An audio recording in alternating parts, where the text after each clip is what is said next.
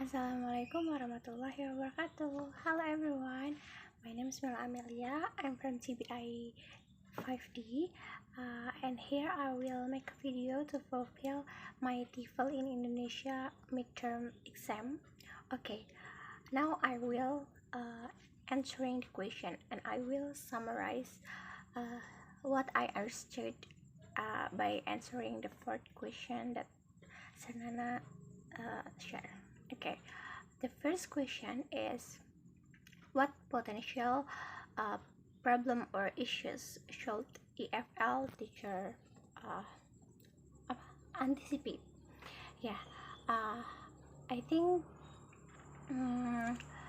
in my opinion, with the Merdeka curriculum concept is introduced by Kemendikbudristek, it will certainly cause problems or issues that TEFL teacher must anticipate, such as the first is increased work load needs to be anticipated. And then the second is the need for information and training for TEFL teachers need to be anticipated, because without a good understanding, teachers may struggle to design appropriate lesson. And the third is the available of resources is also the issues in this area, because with teachers often struggling to find appropriate teaching materials. And then the last is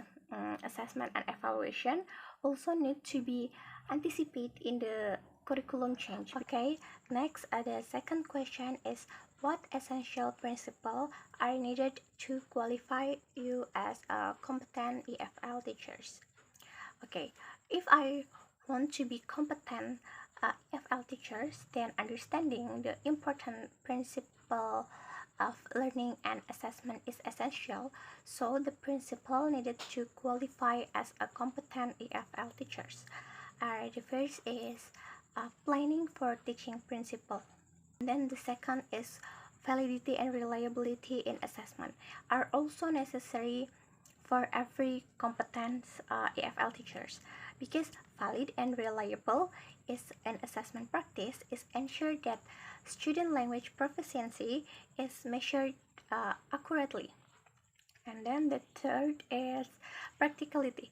And practicality is principle in TEFL teachers need to have, because with practicality, teacher can be better consider the time, budget, resources, and administrative issues, such as how to evaluate student work. And then the fourth is differentiated instruction. And then the fifth is TEFL teachers need to create a positive environment and encourage collaborative among the students.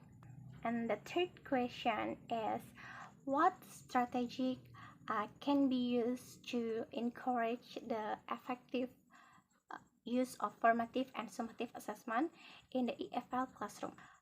Okay, starting to be used to promote the effective use of formative and summative assessment in TEFL classroom includes tailoring lesson and learning outcomes to determine appropriate strategies for students.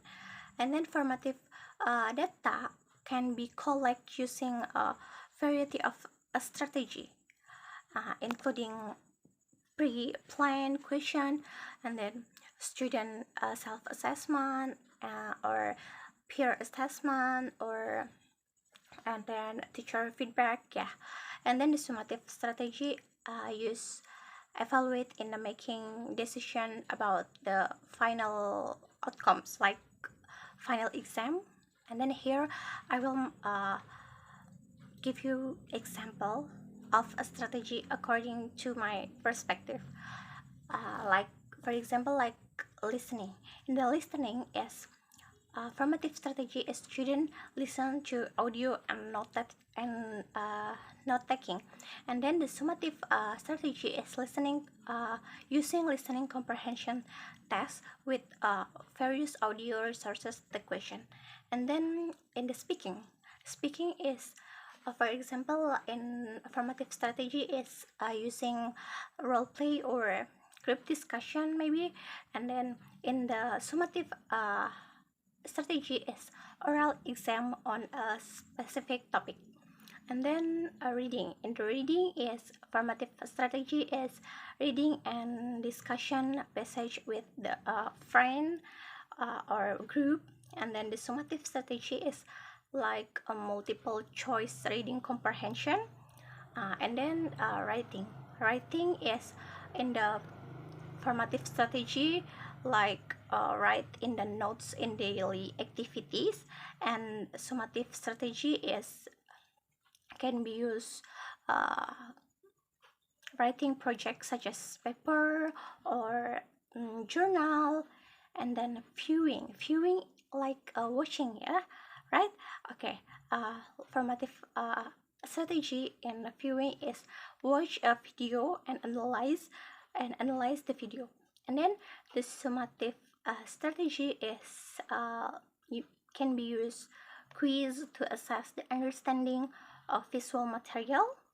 And then the last is presenting is the formative strategy is can be used discussion and practice in presentation. And summative strategy is can be used formal presentation that assess presentation that assess speaking and audience engagement.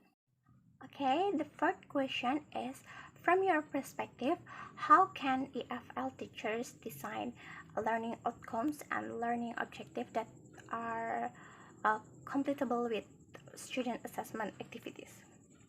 Okay, in my opinion, in my point of view, EFL teachers can design learning outcomes and objectives that match student assessment activity by following the effective step. This start with identifying the desired learning outcomes, and then assessment should be aligned with the learning outcomes, ensuring that assessment activities measure student ability. And then effective teaching strategies such as collaborative learning are also important to achieve the learning objectives. And also in my perspective, teachers need to identify student needs to design effective objectives. And then in addition, formative and summative assessment should match in the learning outcomes. For example, like if the learning outcome requires students to engage in conversation using specific vocabulary, and then the assessment should include oral presentation that can require the vocabulary.